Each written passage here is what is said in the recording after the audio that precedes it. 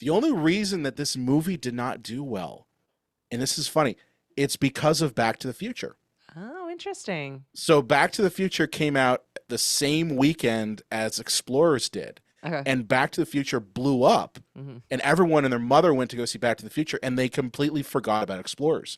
So it kind of died that death because of Back to the Future.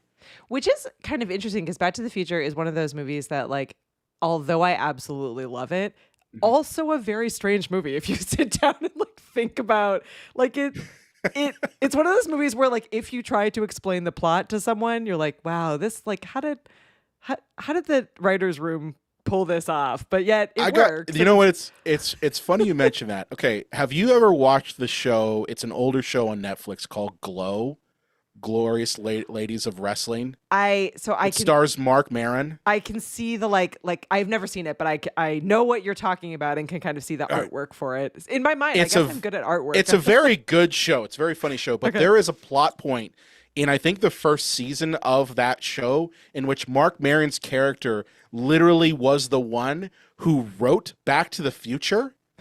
And like people are reading it and like, what's this whole deal with the son like making out with the mom? Like what's the deal with that? And it's a whole joke and line, but you're right. It's a very weird movie that on paper should not work. Yeah. And should be like relegated to B movie garbage, but it works. It works, and yeah. And there's two other ones. There was a ride and everything, and it's a cultural icon. But it shouldn't work, but it does.